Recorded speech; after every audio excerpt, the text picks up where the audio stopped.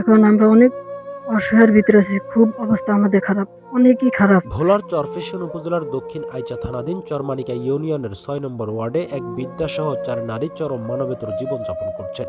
কখনো কখনো মানুষের ধারে সাহায্য চেয়ে, কখনো আত্মীয় স্বজনের বাড়িতে কাজ করে কোনো মতে ২ মুঠো খাবার জোটে তাদের। অনেকদিনই না খেয়ে কাটাতে হয়। পরিবারটির একমাত্র উপার্জনক্ষম ব্যক্তি মোহাম্মদ মিজান প্রায় ৩ বছর আগে লিভার ক্যান্সারে আক্রান্ত হয়ে মারা যান। বাজারে ছোট একটি দোকান করে তিনি ৭ সদস্যের সংসার চালাতেন। তার আয়েই মোটামুটি সচ্ছলভাবে চলছিল পরিবারটি, কিন্তু হঠাৎ তার মৃত্যুতে নেমে আসে দুঃখ দুর্দশা।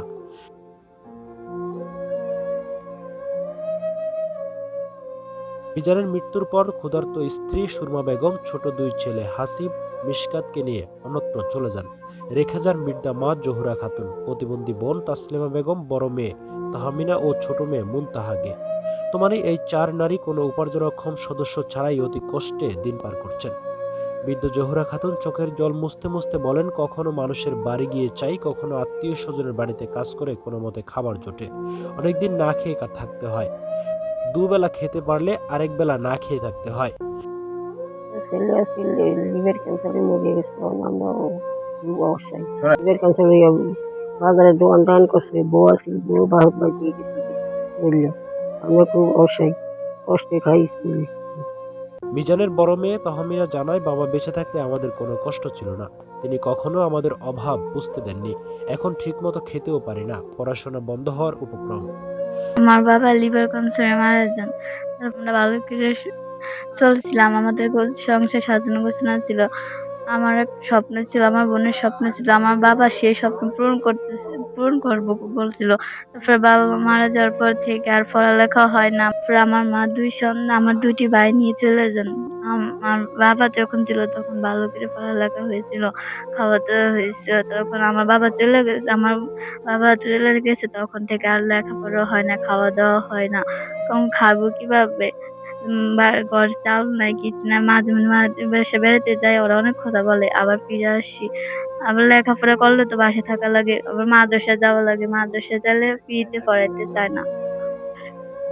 প্রতিবন্ধী তাসলিমা বেগম বলেন, ভাই মারা যাওয়ার পর আমাদের ঘরে খাবার থাকে না। কেউ দয়া করে কিছু দিলে খাই, না হলে উপোস থাকি। সমাজের সহৃদয় ও বিত্তবান মানুষের কাছে আমরা সহযোগিতা চাই। আমার একজন ভাই ছিল, তিনি যখন ছিল তখন আমাদের সংসারটা অনেক ভালোভাবেই কাটছিল। তিনি আমাদেরকে খাওয়াতেন, পোশাক দিতেন। তারপরে অসুস্থ হলে সেবা করার জন্য ডাক্তারের কাছে নিয়ে যেতেন। এখন তো আমাদের ভাই নাই। আজকে ৩ বছর হয়েছে তিনি লিভার ক্যান্সারে মারা গিয়েছিলেন। অসুস্থ হয়ে আমরা টাকার অভাবে তার চিকিৎসা নিতে পারি নাই। এখন আমরা অনেক অসহায়ের ভিতরে আছি। খুব অবস্থা আমাদের খারাপ, অনেকই খারাপ। কিন্তু কেউ বুঝতে পারে না। আমরা কাউকে বুঝতে দেওয়ার মতো আমাদের কাছে কেউ আসে না। যদি আল্লাহর ওয়াস্তে আল্লাহর দিকে চাইয়া আমাদের কাছে আমাদের দিকে একটু লক্ষ্য করিয়া আমাদেরকে একটু কোনো কিছু সাহায্য করার, আমাদের পোলাপানের লেখাপড়া করার জন্য একটু সুযোগ ব্যবস্থা করে দেন। তারপর বড় মেয়েটা বিবাহর উপযুক্ত হয়ে গেছে, বিবাহ দেওয়ার মতো একটু সুযোগ করে দিন। এখন আমরা এই ৪ জন নারী এই ঘরের ভিতরে থাকি। এই ঘরটার ভিতরে সবকিছু টিন ছিদ্র হয়ে গেছে, পানি পড়ে। তারপর কোনো কিছু নাই যে ঘরের ভিতরে। বর্ষা হলে থাকতে অনেক কষ্ট হয়। আমাদের অনেক খুব খারাপ পরিস্থিতি, অনেকই খারাপ।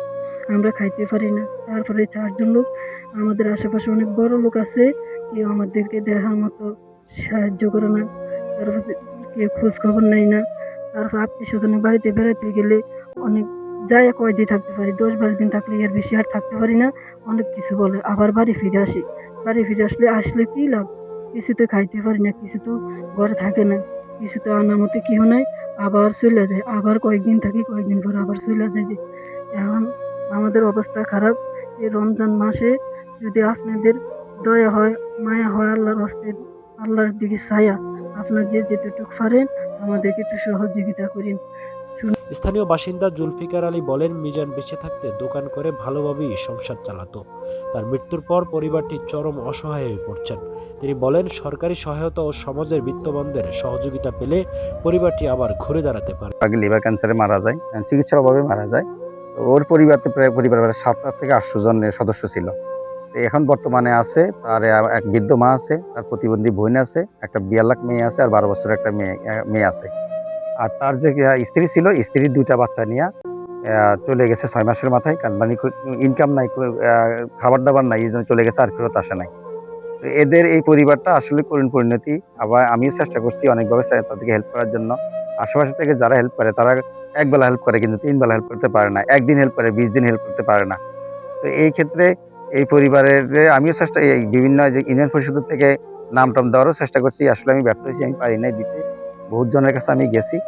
তো এদের যখন এরা খাইতে পায় না, তখন এরা সবাই বেড়াইতে যায়, বিভিন্ন জায়গায় বেড়াইতে যায়, সেখানে 10 দিন 15 দিন থাকে। আবার আবার দেখা যাচ্ছে যে কতদিন আর মানুষের বাড়িতে বেড়ায় খাবে, কাজ করে খায়, বেড়াইতে যায় খাইতে পারে না, কিন্তু কাজ করে খায়।